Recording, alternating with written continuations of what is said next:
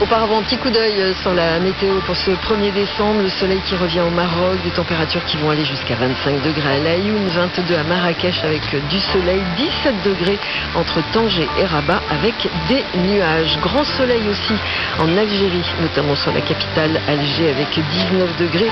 La maximale là-bas sera Tamanrasset avec 28 degrés. Il fera 19 degrés à Tunis aujourd'hui avec beaucoup de soleil. Tripoli, même chose, 20 degrés, 32 degrés annoncé à Nouakchott en Mauritanie avec un temps nuageux. Mercredi 1er décembre, bienvenue sur Midi 1, il est 7h30. Le journal tout de suite, c'est avec Nathan Chaudet.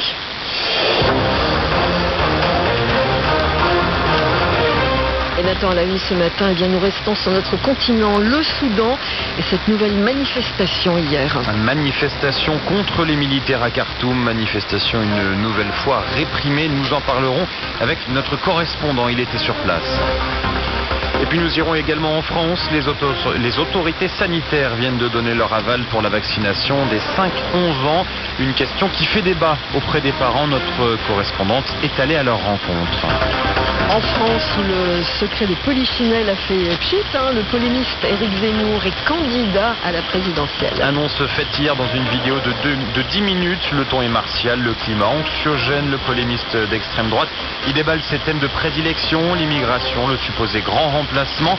Plus qu'une étape maintenant avant qu'il ne soit vraiment candidat, les 500 parrainages. Alors si pour lui ça devrait être facile, pour d'autres petits candidats, c'est un long chemin de croix, vous l'entendrez.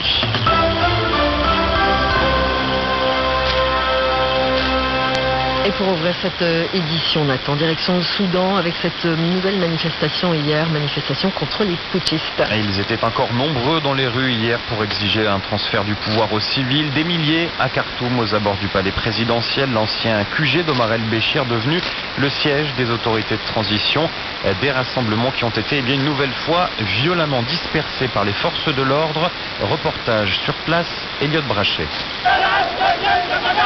Que les militaires retournent dans leur caserne. Le message est clair, scandé par des milliers de Soudanais, toutes générations confondues, qui défilent pour la 7e fois en un mois dans les rues de la capitale et de tout le pays. Ces généraux ne nous représentent pas. Ils reviennent du passé, d'un régime qu'on a déjà fait tomber, qui pendant 30 ans nous a imposé la dictature, la douleur. Nous n'acceptons pas non plus que Hamdok s'assoie avec des généraux qui ont tué plus de 40 des jeunes révolutionnaires depuis le coup d'État. Les manifestants se disent déterminés à occuper les rues tant qu'ils n'auront pas obtenu justice. Les gaz lacrymogènes pleuvent sur les cortèges, des grenades assourdissantes. Plusieurs manifestants sont touchés au visage par des tirs tendus. Ils voudraient qu'on ferme les yeux, aveugles. Cela fait 3 ans qu'on manifeste. Nos frères sont morts sur cette place. Nos frères sont morts loin d'ici, dans les régions marginalisées. Tu vois, les gens sont galvanisés par le bruit des lacrymogènes. On a atteint une étape où on n'a plus peur de rien, plus peur des lacrymos, plus peur des balles, plus peur de rien. Quelques tirs à balles réelles résonnent. À chaque détonation, les manifestants se dispersent avant de revenir à la charge. La confrontation s'est poursuivie dans la nuit. De nombreux militants ont été arrêtés jusque dans les hôpitaux.